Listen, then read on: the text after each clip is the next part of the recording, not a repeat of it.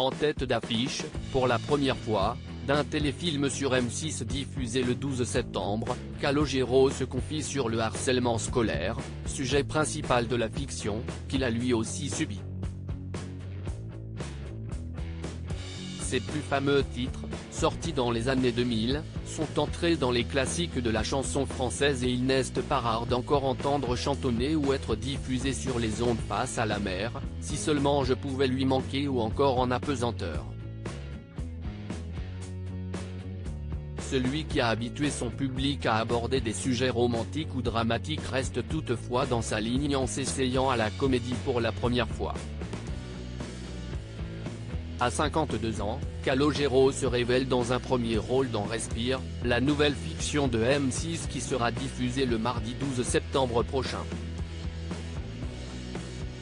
Un sujet fort et évocateur pour Calogero et le téléfilm dans lequel les téléspectateurs le découvriront évoque en effet un sujet loin d'être évident, celui du harcèlement scolaire. D'autant plus qu'il est tiré d'une histoire vraie, celle de l'artiste Tessae, qui a réussi à s'en sortir grâce à la musique, comme elle l'avait raconté dans son livre Frôler les murs. Elle est ici incarnée par Charlie Loiselier, ancienne candidate de The Voice Kids. Quant à Calogero, le personnage qu'il incarne n'est finalement pas seulement qu'un rôle de composition.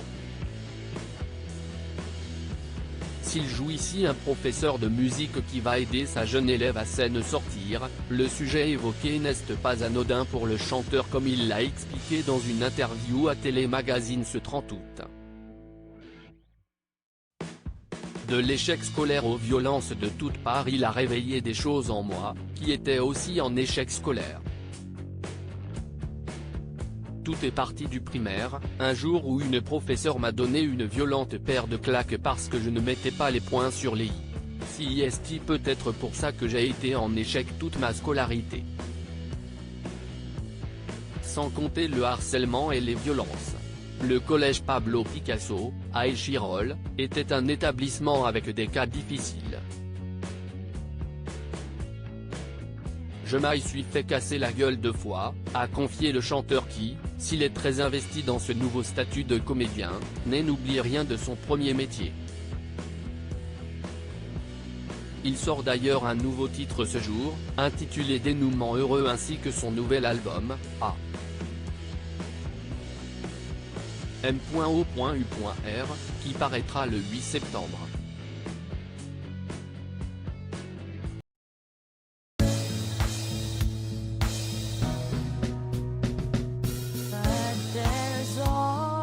Through the rough times